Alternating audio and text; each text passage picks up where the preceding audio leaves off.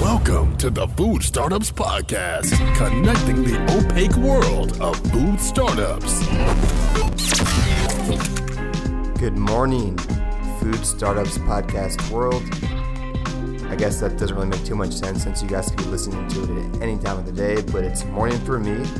On to episode 48. Today is going to be more of a meta episode with lessons learned.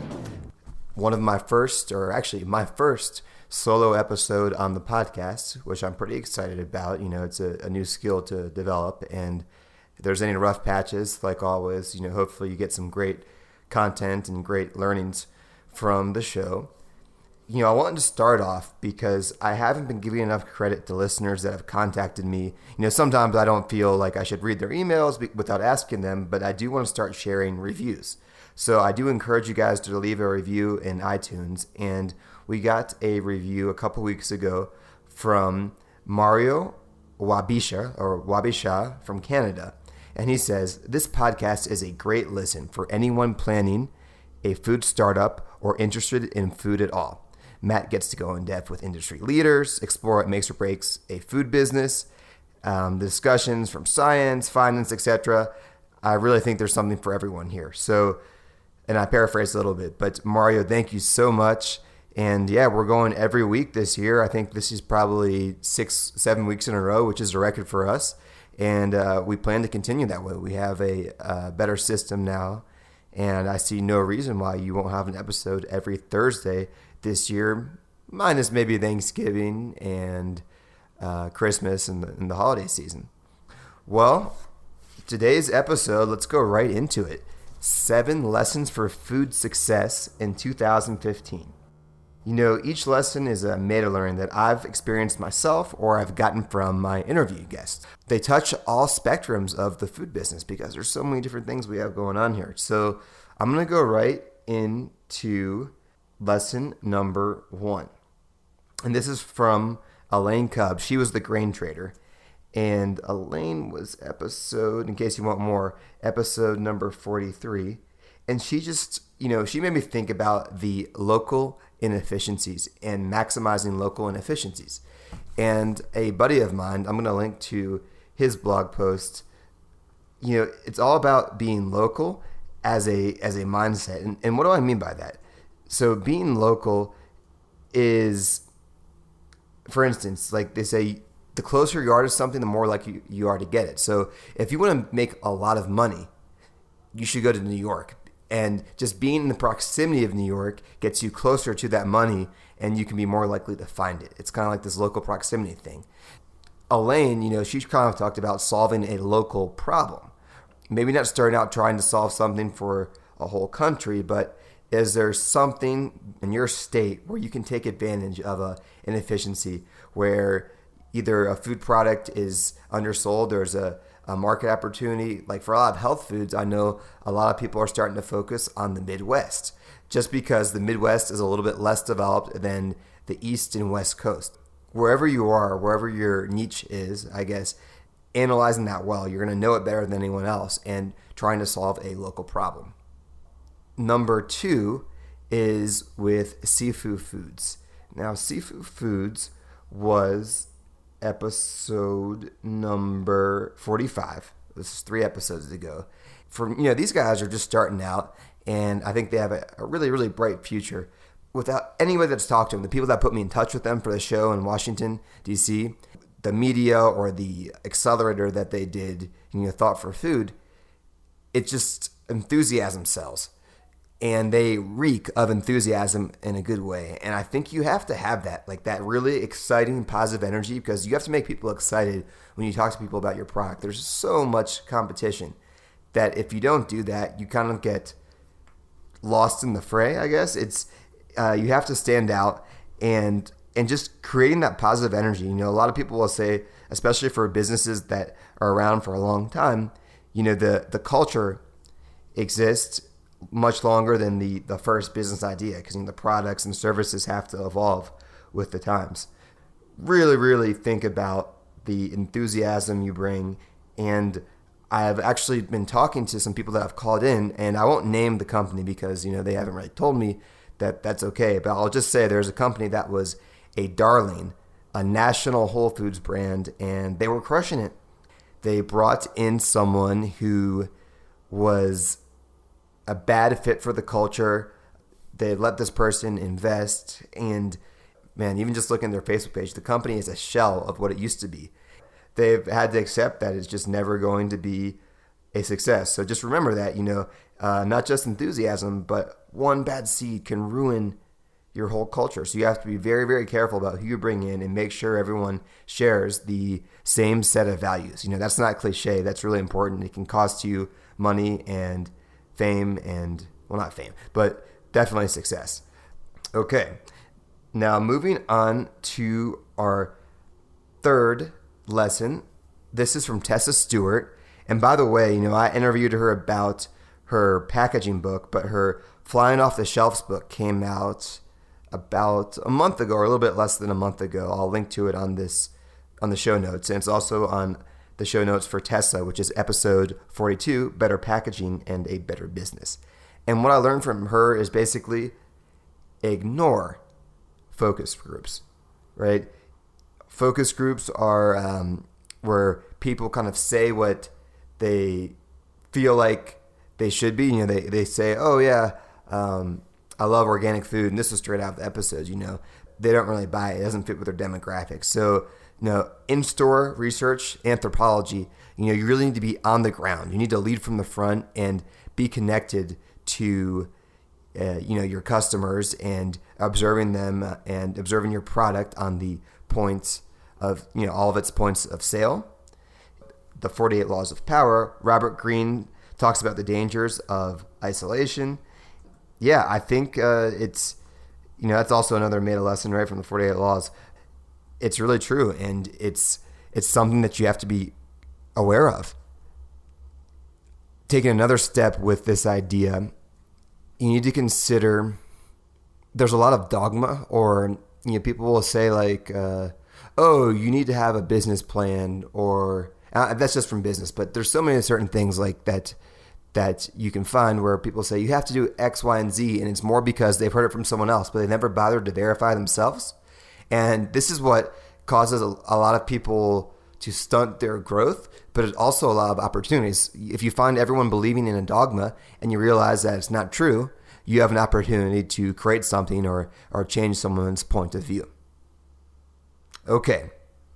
Episode number 44, I got to talk to Joe, who is the finance expert, right? He trains Fortune 500 companies. He's got a great system and, building things for Elon Musk and Tesla. This is a compliment to Seafood Foods because not just enthusiasm, right? Because if you have too much passion, but you don't regulate it with financial metrics, you can be in a whole world of trouble. And, you have to have a healthy attachment to your food, meaning you can't be too attached. You have to be able to let go and kind of see things with cold blood. Sometimes artisanal entrepreneurs, they get too attached and they get too emotional about their product and they're unable to see clearly, and it can cause them to go bankrupt, right? And Joe talked about that within his company where they wanted to build a new type of I guess motorcycle frame, and they didn't consider the distribution, the buyers, and the marketing budget behind them and how much it would cost, right? So the main thing I got from him is cash flow. You need to think about your cash flow. You need to think about how long it takes people to pay you, so you can understand if your business is healthy or not. Also, like the return, the percentage return on assets, the ROA, I think is really important. You have X amount in a warehouse, you're paying, you have to pay rent and everything to hold your inventory. But what percentage are you getting back on that? And if it's really low, you may want to take a step back, especially if you're a startup and you're looking to grow, because there's so many X costs. It's always more expensive than you think. Insurance, permits, delays, bank fees, etc., etc. These fees always add up. So you have to really be looking for higher margins because it's like, oh yeah, I'm making a 50% margin. It's always going to be less, and what I mean by that, I mean maybe the margin on your cost of product and the sale, but you have to keep that margin as high as possible and get the volume high so that you can account for all these X, or in Spanish, X costs, costos X.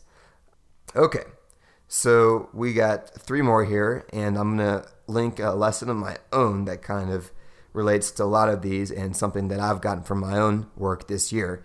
But number 5 is with Pedro Medina, and this is the guy that brought McDonald's, and it was a little bit after the time of Pablo Escobar, but the drug cartels in Colombia, and it was just a wreck. Colombia was a wreck, and it was dangerous and so incredibly corrupt, way more than it is today. I'm not saying there's no corruption today, but you can still feel the effects of this whole narco boom in the 90s because of the security. Everyone has to suffer and pay very high bank fees and go through so much paperwork because of this narcotraficante past that was much bigger in the 90s. And what he talked about was persistence. How many people go up to McDonald's and say, I want to be the expansion of McDonald's into my country? And he won it. And it seems like the only way he was able to do that was for, I guess, in between 1 to 2 years, contacting them and saying, hey, I want to do this. Say I want to do this. Showing people you want it really bad. Right? And he had this persistence, not just getting McDonald's, but also launching these restaurants. And he'll admit, in the episode, if you listen to it, that he may have gone a little bit too far. But you have to be persistent. And the people that just try once and give up and they don't keep trying to talk to these stores and getting in front of them, I think you're facing an uphill battle because attention is very fragmented in food, with the buyers having hundreds of people contact them at these grocery stores. You need to keep going and going and going and be really persistent. If you're introverted, it's not a deal breaker, but you need to think about becoming an extrovert or hire an extrovert to make your sales. And it reminds me, another thing that Tessa said is, even if you're an introvert, your brand needs to be extroverted. Your packaging needs to be extroverted. But again, with Pedro, persistence. You got to be persistent. Lesson number 6 is with last week's episode, Talk to Chef. And these guys have the FaceTime app for connecting chefs with foodies, and I love it. They have their tagline, which is really catchy. Skype meets Uber for culinary advice in Silicon Valley. Yeah, it's a really, really high potential startup, but we talked about, the struggles. I think they're going to be really successful. I think they can grow, and they talked about how far they want to go in the next couple of years. I know they're going to go down to Startup Chile, which is a great place to get some funding, and it's a lot cheaper than San Francisco, guys. But it's not just solving a problem, but distribution and growth hacking, quote unquote, which we go into in that episode. But making sure you have your distribution channels. It's so, so important to think about how you're going to get the word out there and how fast you're going to grow and what is the cost per new customer, and getting into the math, at what percentage rate, how many people per month and what percentage rate do we need to be growing per month to make this sustainable. Especially these types of businesses, you need a sustainable user base, I guess, on both sides. They have the chef side and then the foodie side, and you need to grow at a certain rate, or if it doesn't grow fast enough, then it can kind of die. And nothing sadder than, I guess, an empty restaurant or a startup that didn't get that initial traction that it needed to, become number one in its space. All right. Now, lesson number 7 is on attention to detail. And it sounds obvious. Yeah, I'm definitely the millionth person to say this. I'm not the first person to say this, but I saw firsthand how important attention to detail is. And with food, it's very tricky. People can get sick. There's a lot of permits. You have to have all your paperwork in line, your deliveries, everything, making sure that the master packs hold your product well. And there's so much stuff that goes into this. And when you're starting out, And even as you're moving along, but as you're building your team and working with people for the first time, a lot of contractors, et cetera, attention to detail is everything. And I'm going to tell you an anecdote that I faced a couple weeks ago. What happened? So my supplier had paid the shipping company for the container that they sent me, and you have to transfer dollars to Colombian pesos to pay. It's a national or international shipping company, I should say, but they need to be paid in the local currency. And to make a long story short, it's getting into the port, and a refrigerated container, that costs a lot of money if you have to hold it in the port for additional days, right? You just can't stay there. It was almost $3,000 the cost of shipping, but because they didn't transfer it right, or they didn't add like a 0.05% charge, or maybe it was like 0.1%. It was very low, but basically there was a pending balance of $12, and the shipping company never told us this. That we already paid almost the $3,000 that you hadn't paid this $12. Call and really be on top of it. And if we would not have called that day, we were actually out at a farm and a plant that day in the rural parts of Colombia. If we had not seen that email and called in one day in the port, a couple $100, it would have slowed sending out shipments to my customers. It would have been a huge butterfly effect, all because of I'll say innocent mistake. My supplier had full intention of paying them. They paid them close to $3,000, and it was only $12. So we're talking less than 1%. Way less than 1% of the final cost.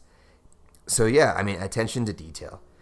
I'm going to write all these 7 lessons here, and he gave you some context, I guess, from my business, but also from the previous 6 episodes. They're all linked here on the website, on the podcast today. It's going to be foodstartupspodcast.com/7 lessons. And listen, I really encourage you guys to come leave a review. To be honest, we haven't done a great job of marketing the podcast. We're getting way more listens. I think we doubled our listenership last month, but we need to get some reviews on there in iTunes just so people in the iTunes store can see us. And unfortunately, not all of the reviews in the iTunes store can be seen, because if you're in Canada, Italy, or England, it only shows up per store. But US, anywhere, we really want to hear your reviews. I have a new app that tells me, even if you're not in the US, I can find your review and I'll read it on the podcast, link to your website. But please leave a review, and I hope you got a lot out of this episode. Well, we're going to be back next week, and we have some great guests coming up. I won't ruin it for you, but we have a very, very strong snack brand that not only has successes in some major airlines, their food offerings for 2 major airlines, but they're also solving a world hunger problem. So they'll be here in 2 weeks. Next week, we have a leading B2B supplier. I wanted to go more into B2B. Even if you don't have a B2B brand, knowing what it takes, or a lot of some consumer-facing brands had trouble in the B2C space, right? In the business to customer space, consumer-facing brands, and they ended up moving to the B2B, and they found their niche. So anyway, we'll be back next week with a great B2B supplier and an awesome story, as always. Well, guys, thanks so much for listening, and we'll see you soon.